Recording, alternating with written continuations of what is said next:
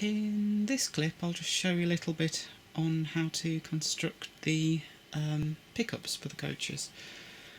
Here's one I prepared earlier, I've always wanted to say that. That shows the pickup on the underside of the coach. It's just quite simple really, it's a rectangle of brass and a little brass strip soldered to the underside of it. And here's some that I've just made. The brass strip.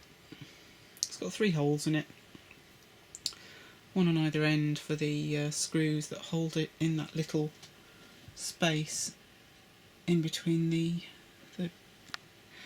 and this is one of the little middle sections of the pickups.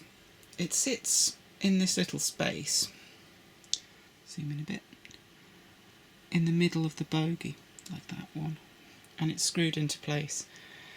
And then what I do is then I solder these little brass strips to the underside of these pieces, then make a couple of little holes in the bottom of the bogie, and then screw it on, and it stays in place very well. Also there's a tiny little hole, there's some clips on the top of this, I'll just show you, this little clip here. Through the middle of this clip I drill a tiny 1mm hole, so the wire can go through the bogie and then through the little hole, centre hole, on this little piece of brass, and then it's soldered on the outside. See there? So you can put quite a bit of force on it and the wire will stay in place, soldered to the pickup. I'll just show you what these look like once they've been soldered. What I've just done is I've just drilled the holes for the little brass rectangles. I actually did this with the with this Archimedean drill with the plate in situ. I actually drilled through the holes I'd already drilled as a guide in the brass plate, directly through the plastic, and then just put the screws in just to see how well they fit. This stage of the construction, another thing that's a good idea to do is to actually cut the piece of wire which runs through the top of the coach from one end to where the capacitor's going to be inside the compartment. So I've cut that, and I've also bared the appropriate amount of wire for when it goes through the bogie. That's the long one. I've also done a short one as well for the other bogie, which doesn't need to be as long because it's the capacitor is situated just on top of this bogie.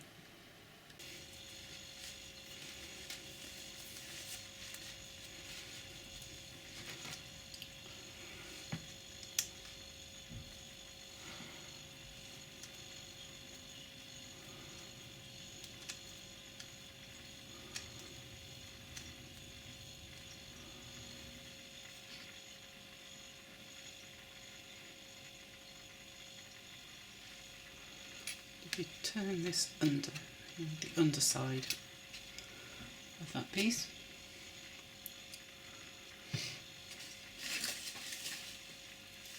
take the solder,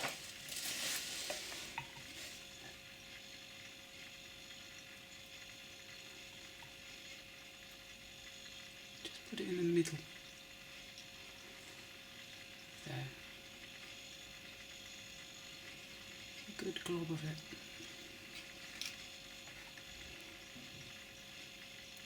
Be a bit generous.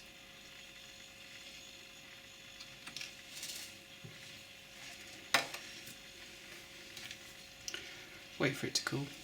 Copper does conduct heat quite effectively. And a little mark with Sharpie pen tells you where the centre of the thin brass strip is. The little mark is used to locate the strip on the bigger strip, and we put it just over the top of the solder. Now, with the weight of 2 tins, I've used just as the Smart Price tins. Don't have to spend a lot of money on the tins. You put a little bit of weight on either end of the thin brass strip. This pulls it down, and then you just take a little bit of heat from the soldering iron, and that should sink into position perfectly.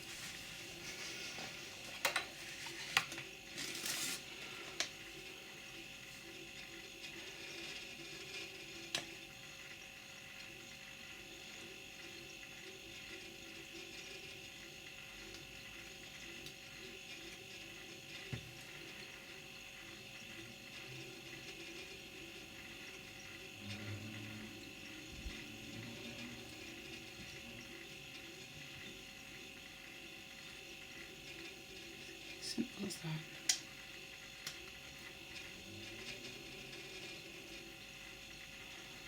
Let me smooth this solder around a little bit, swish it about, make it a bit neater. And there you go. Turn it over now, and that's the side where you put the screws in.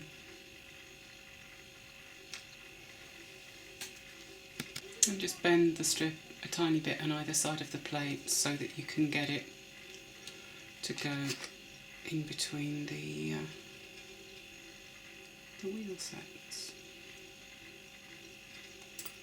like so. Oops. Quite simple really. And then the screws just go in. It's as simple as that.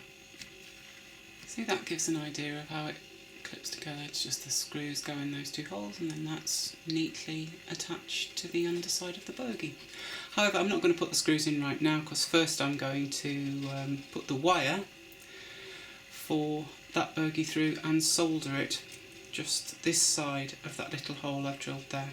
The wire just feeds through the bogie, through the little tiny hole that I drilled. See, there it is, with the piece of wire just protrudes through. We'll just put a bit of solder there on that wire so that it's nicely soldered to the pickup. So the solder, simple as that. We have 2 completed bogies.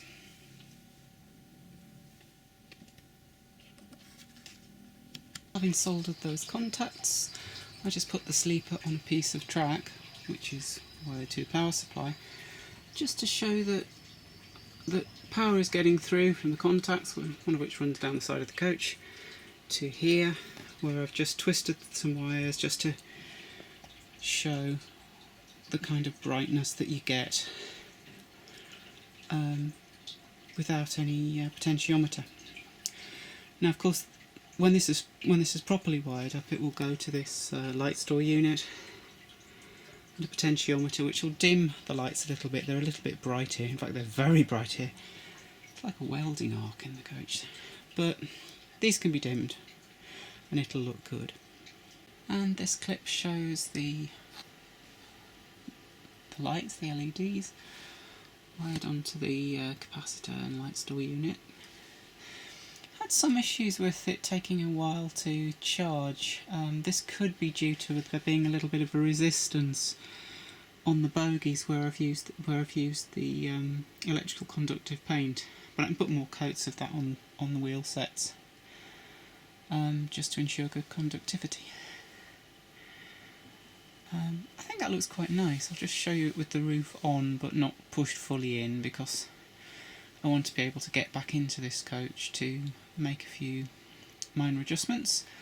Like I want to make a couple of berths with beds set up, and also on this piece of white plastic which runs the length of the coach, I'm going to do something to represent the doors on the corridor side, because these are kind of brown wood, and then I think it'll be more or less good to go. Well, I certainly got continuity to all of the lights in this coach via the light store unit.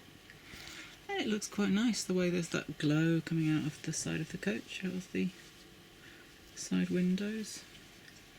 Sadly, I have noticed a little bit of a problem with this coach.